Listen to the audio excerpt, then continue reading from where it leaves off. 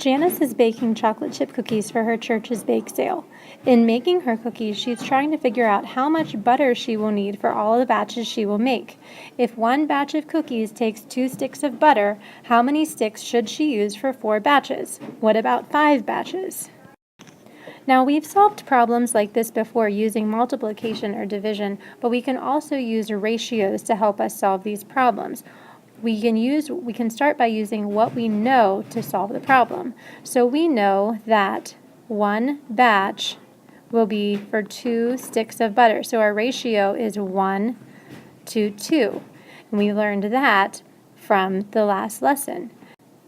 In this lesson, we're going to learn how to use ratios to solve these problems by using ratio tables to find equivalent ratios that will express the same relationship between the two quantities. We're going to start our ratio table by using the number of batches she can make to the sticks of butter that she will need to use for one batch.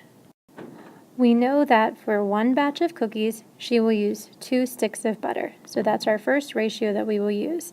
And we need to figure out how many sticks of butter she should use for 4 batches and then 5 batches. So we're going to go ahead, leave space for 2 batches, 3, 4, and then 5.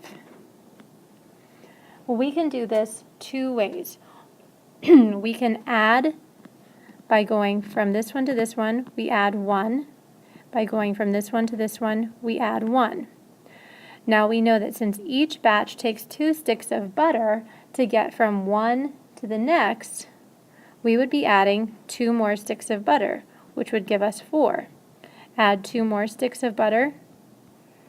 3 batches would need 6 sticks of butter. Add 2 more. 4 batches would need 8 sticks of butter, and add 2 more, and 5 batches would need 10 sticks of butter. An easier way to solve this problem than to find the pattern and extend it by adding is to actually just multiply each quantity by the same number to get your desired amount.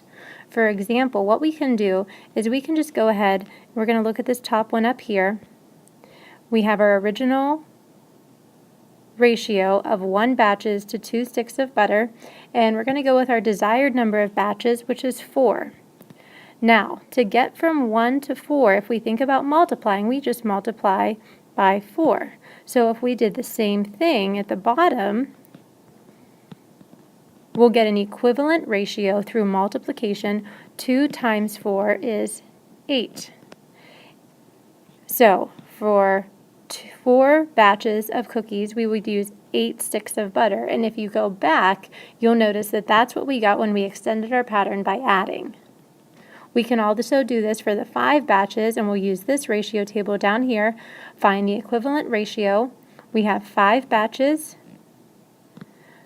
and to get from 1 to 5, we multiply by 5. So that means we have to multiply by 5 for the sticks of butter. We would do 2 times 5 and we would get 10. So our new equivalent ratio for the number of batches to sticks of butter would be 5 batches of cookies to 10 sticks of butter. Another example where ratio tables can be used is we can deal with AR books. Let's say that you have read a total of 50 pages in 2 days.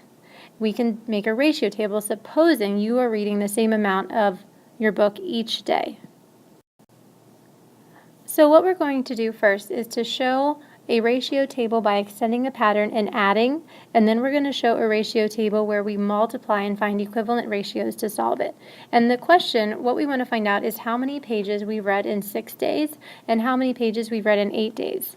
So we can do this by counting by 2s.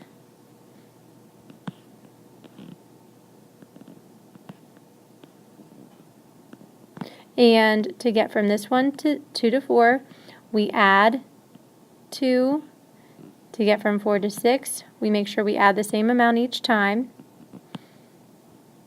Now, if we read 50 pages in 2 days, that means in another 2 days, we're going to read another 50 pages, which is going to put us at 100.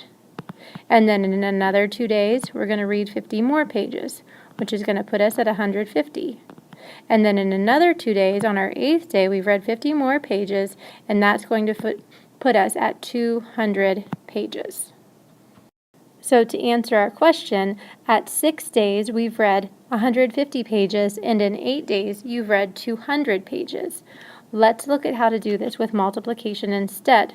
We'll set up our original ratio the same way we set up the ratio in the first ratio table. Now, to make equivalent ratios, you multiply the first number and the second number by the same factor. So our first goal is to get to 6 days. So to get from 2 to 6, we have to multiply by 3. That means I would have to multiply the number by the same thing. I need to multiply by 3. 50 times 3 is 150. Which answers the question that in 6 days we've read 100. Now we're going to do the same thing with how many pages you've read in 8 days. So we'll set up the ratio table just like we had initially with the 50 pages in 2 days. And our goal is to get to 8 days. Remember, we have to multiply by the same amount. So to get from 2 to 8, we multiply by 4. So in order to get our number of pages read, we must also multiply the 50 by 4. So when we do 50 times 4, we get 200, which is a pretty simple way of getting 200 pages read in 8 days. Now let's say you want to find out how many pages we read in 5 days. Again, this is supposing that we've read the same amount of pages each day, and our current ratio is for 50 pages read. That took us 2 days to read it. In this case, we can't really go from 2 to 5 and from 5 to anything with multiplying by a whole number. So we're going to use what is called scaling. Scaling is what we've already done when we've multiplied the ratios to get equivalent ratios, but scaling can also be dividing, which is really going to help us out in this case, which we're going to start scaling back. So we know that we've read 50 pages in 2 days. We can't get from 2 to 5 by multiplying by a whole number. So what we can do is to scale back. We're going to scale back to 1 day. And how we get from 2 to 1 is by dividing by 2. That means if we divide by 2 with our number of days in that part of the ratio, we must also divide by 2 in the pages read. So we're going to do 50 divided by 2, which will give us 25 pages read. So we have 25 pages read in 1 day. That's our new ratio, and now we can get to the number of pages read in 5 days. So we have our 5 days, and since we scaled back, we can now scale forward by multiplying, because it's easy to get from 1 to 5. So we can go from 1 to 5 by multiplying by 5, and that means we must multiply by 5 in our top number, which is the number of pages read. And 25 times 5 is 125. So in 5 days, supposing that you read the same number of pages each day, you have read 125 pages, according to the ratio that you read 50 pages in 2 days. So we learned a lot of skills in this, but we're going to do a quick recap so we review what we learned. First of all, we learned that a ratio table helps us organize information when we are comparing quantities and relationships of numbers. Ratio tables also show equivalent ratios that follow the same relationship. This can also kind of be related to how we found equivalent fractions when we were first learning about fractions.